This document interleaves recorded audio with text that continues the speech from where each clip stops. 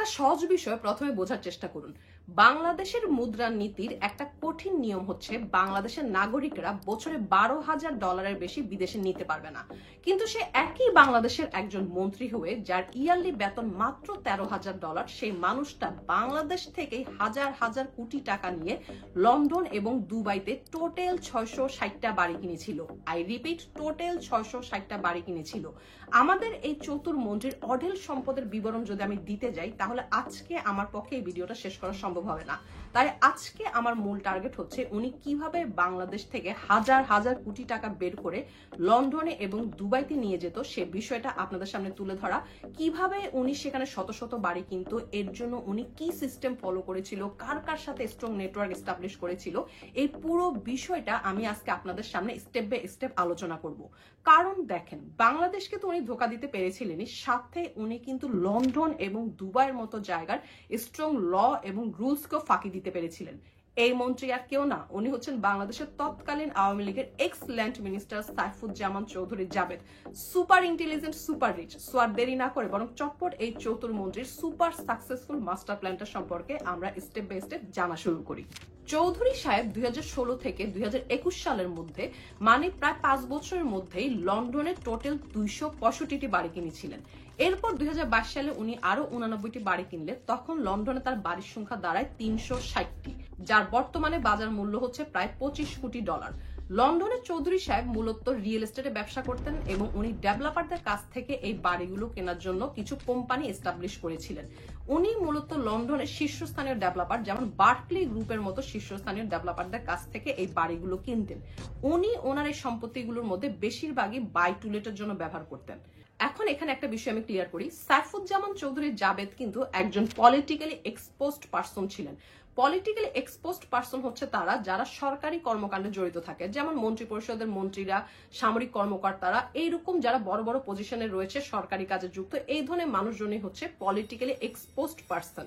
Anti money laundering আইনে এই ধরনের মানুষদেরকে উচ্চ পর্যায়ের ঝুঁকি হিসেবে বিবেচনা করা হয়। কারণ দেখেন, এই ধরনের মানুষদের পক্ষে বড় ধরনের দুর্নীতি করা, মানি লন্ডারিং এর মতো কাজ করা, বড় ধরনের ঘুষ নেওয়া, এই ধরনের কাজগুলোতে জড়িয়ে পড়ার স্কোপ কিন্তু বেশি থাকে, যে কারণে এই ধরনের মানুষদের জন্য বিশেষ যাচাইয়ের প্রয়োজন হয়। আর বাংলাদেশের অবস্থান যেহেতু ইন্টারন্যাশনাল করাপশন ইন্ডেক্সে অনেক উপরের দিকে রয়েছে, তাই বাংলাদেশের মন্ত্রীদের, তাদের টাকা পয়সা, তাদের সম্পদের কিন্তু আরো বেশি পরিমাণে যাচাইয়ের মধ্যে থাকার কথা। এই জন্যই কিন্তু লন্ডনের বার্কলি গ্রুপের মতো শীর্ষস্থানীয় ডেভেলপাররা এই ধরনের পিইপিদের সাথে ডিল করতে চায় না। কিন্তু এরপরেও চৌধুরী সাহেবের টোটাল সম্পত্তির মধ্যে প্রায় 4/1 মানে প্রায় 80টিরও বেশি সম্পত্তি উনি বার্কলি গ্রুপ থেকেই কিনেছেন। এখন তাহলে কথা হলো এটা কিভাবে সম্ভব হয়েছিল। এখানেই এন্ট্রি হচ্ছে আমাদের নতুন ক্যারেক্টার রিপন মাহমুদ। মূলত লন্ডনের মুভিং সিটি রিয়েল এস্টেটের একজন রিয়েল এস্টেট এজেন্ট। উনি বার্কলি গ্রুপের সাথে প্রিভিয়াসলি অনেক লেনদেন করেছেন, যে কারণে বার্কলি গ্রুপের এমডি, চেয়ারম্যানের সাথে তার একটা ভালো সম্পর্ক তৈরি হয়ে গেছিল।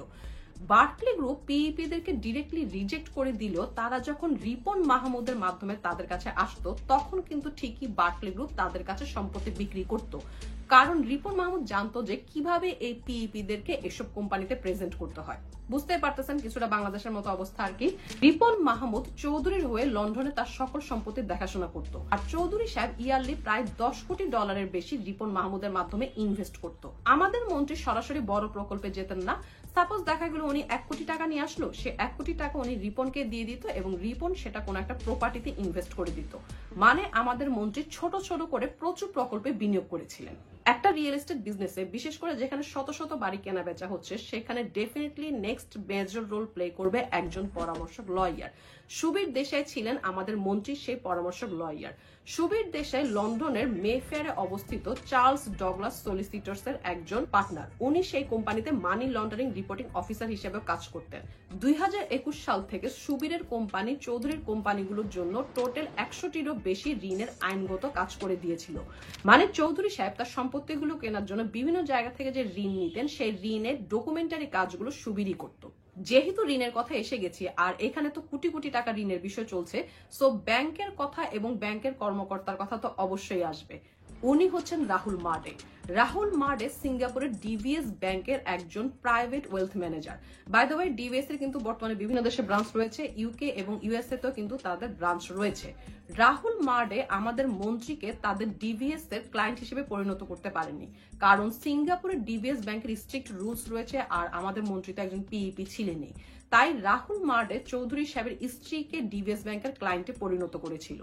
2024 সালের জানুয়ারি পর্যন্ত ডিভিএস ব্যাংক সাইফুজ্জামান চৌধুরীর কোম্পানিগুলোকে বৃষ্টির মতো ঋণ দিয়েছিল, যা সাইফুজ্জামান চৌধুরীর সাম্রাজ্যকে আরো বড় করেছিল। আচ্ছা, আমাদের মন্ত্রী সাহেব যে শুধুমাত্র ডিভিএস ব্যাংক থেকে ঋণ নিয়েছিলেন ব্যাপারটা কিন্তু তা না। উনি কিন্তু বেশ স্ট্রং নেটওয়ার্ক এস্টাবলিশ করেছিলেন যাতে আরো বিভিন্ন জায়গা থেকে ঋণ নিতে পারেন। এরকমই একটা স্ট্রং নেটওয়ার্ক হচ্ছে পারেশ রাজা। পারেশ রাজা লন্ডনের মার্কেট ফাইন্যান্সিয়াল সলিউশনস এর প্রতিষ্ঠাতা এবং সিইও। ওনার বিজনেস মডেলটা যদি আমি সহজ ভাষায় বলি তাহলে তা হচ্ছে উনি যারা সম্পত্তিতে বিনিয়োগ করতে চায় এমন মানুষদেরকে ঋণ দিত বা ঋণের ব্যবস্থা করে দিত। উনি আমাদের মন্ত্রীর জন্য শত শত ঋণের ব্যবস্থা করে দিয়েছিলেন, আমাদের মন্ত্রীর জন্য প্রায় $10 কোটি ঋণের ব্যবস্থা করেছিল। এখন আপনাদের অনেকের কাছে মনে হতে পারে যে সাইফুজ্জামান চৌধুরী তো তার নিজের রিয়েল এস্টেটে ব্যবসা করতেছিল, সে তার ব্যবসা পরিচালনার জন্য লোন নিচ্ছিল, এখানে তাহলে তার দোষটা কোথায়? লন্ডনে তার 360টা বাড়ি, দুবাইতে 300টা বাড়ি, আমেরিকার মতো জায়গায় 9টা বিলাসবহুল অ্যাপার্টমেন্ট, এগুলো সবই তো অ্যাকচুয়ালি তার ব্যবসার অংশ ছিল। এখানে তাহলে সমস্যাটা কোথায়? সমস্যাটা কোথায় এটা কিন্তু বাংলাদেশের নাগরিক হিসেবে আপনার বোঝা দরকার। 1 নাম্বার সমস্যাটা হচ্ছে সাইফুজ্জামান চৌধুরী বাংলাদেশের নির্বাচনী হলফনামায় এবং ট্যাক্স ফাইলে তার বৈশ্বিক সম্পত্তির কিন্তু কোনো হিসাব দেয়নি। সেকেন্ড সমস্যাটা হচ্ছে বাংলাদেশের সংবিধানে ক্লিয়ারলি উল্লেখ করা আছে যে বাংলাদেশের মন্ত্রীর বেতন এবং ভাতার বাইরে আর কোনো আয়ের উৎস থাকতে পারবে না, আর সেই জায়গায় সাইফুজ্জামান চৌধুরীর আয়ের উৎস তো আমরা ভালোভাবেই বুঝতে পারতেছি। 3 নাম্বার সমস্যাটাই হলো আসলে মন্ত্রীর আসল রহস্য ফাঁস। মন্ত্রী আল জাজিরার ইনভেস্টিগেটিভ ইউনিটের ছদ্মবেশী টিম মেম্বারদেরকে বলেছিল যে দুবাইতে তার রিয়েল এস্টেটে ব্যবসা রয়েছে, সেই রিয়েল এস্টেট ব্যবসার লাভ থেকে উনি দুবাই এবং লন্ডনে ইনভেস্ট করে থাকে। মানে তার ভাষ্য মতে দুবাই থেকে তার সে টাকাটা আসতেছে এবং লন্ডনে তো উনি পারেশ রাজা থেকে ঋণ নিয়েছেই। রিপন মাহমুদ এই কথাটার ব্যাখ্যা দিয়েছে, সে বলেছিল যে দুবাইতে মন্ত্রীর রিয়েল এস্টেটের জন্য যে কোম্পানিগুলো রয়েছে সেই কোম্পানিগুলো মূলত মন্ত্রী ব্যবহার করে বাংলাদেশি কোম্পানিগুলোর সাথে লেনদেন করার জন্য, ট্রেড করার জন্য। আচ্ছা, এখন আপনারা বলুন যে বাংলাদেশে এমন কোন কোম্পানি রয়েছে বা ব্যাংক রয়েছে যেগুলো থেকে হাজার হাজার কোটি টাকা সাইফুজ্জামান চৌধুরী উইথড্র করে তার সে দুবাইয়ের কোম্পানিগুলোতে নিয়ে যাচ্ছে? কারণ দেখেন, বিদেশের মাটিতে উনি যে লোনগুলো নিচ্ছিল তার ডিভিএস থেকে হোক বা পারেশ রাজা থেকে হোক, সেগুলোতে অ্যাকচুয়ালি তাকে পরিশোধ করতে হতো, আর এই জন্যই কিন্তু তিনি বাংলাদেশ থেকে হাজার হাজার কোটি টাকা উইথড্র করে তার দুবাইয়ের কোম্পানিগুলোতে নিয়ে যাচ্ছিল। বুঝতেই পারতেছেন বিদেশের মাটিতে এইভাবে আমাদের হাজার হাজার কোটি টাকা নিয়ে যাওয়াটা একটা মানি লন্ডারিং প্রসেসের মাধ্যমে হতো, হুন্ডির প্রসেসের মাধ্যমে হতো। আচ্ছা, আপনারা কি ধরতে পারছেন সেই ব্যাংকটা কোনটা? যদি বুঝতে পারেন সেই ব্যাংকটার নাম আমাদের কমেন্ট সেকশনে উল্লেখ করুন। আজ এ পর্যন্ত, থ্যাঙ্কস ফর ওয়াচিং।